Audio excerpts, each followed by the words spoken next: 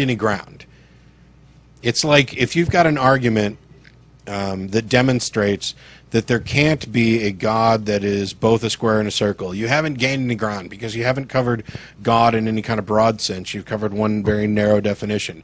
And in the case of the problem of evil, you're addressing a God that is necessarily omniscient, omnibenevolent, and omnipresent, or at least, omnipotent in the sense that they could take action.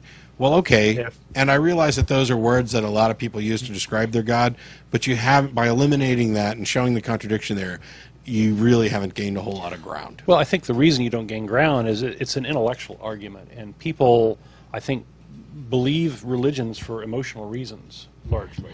And so I see this a lot where atheists are sort of talking past the Christians, or the believers because they believe because it feels good, or they're going to get some reward, or it's satisfying, or these sorts of things.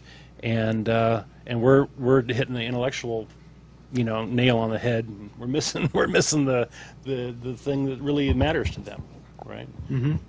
And as we all know, nothing fails like prayer. Yep.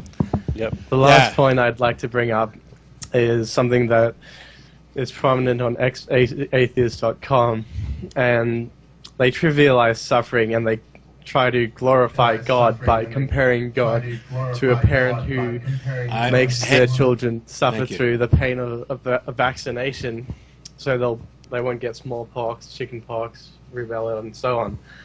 And that's just ridiculous, because an all-powerful God would not need to use suffering. He could simply bypass the suffering, and create the greater good straight away. Well, this is back to the argument from evil, right? Yeah. Mm-hmm. And there's the old "he cannot give them smallpox anymore" thing, which I got from Frank Sendler, but it's on an old episode of the Nonprofits. It's a really amusing little song about all the wonderful diseases that God can inflict on children. Jesus loves the little zygotes. Jesus loves the little zygotes. Yes, look that one up. But That's he a good one. cannot give him smallpox anymore because we eradicated it. Yes. A victory for science and reason. Science has trumped the suffering that you seem to think your God felt was necessary. Now that's actually a great example, because there's an example where humans have made up their minds to do something and gone out and done it, and removed that suffering from the world.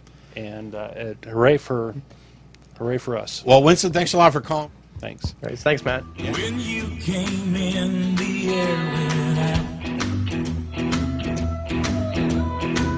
and every shadow filled up with doubt.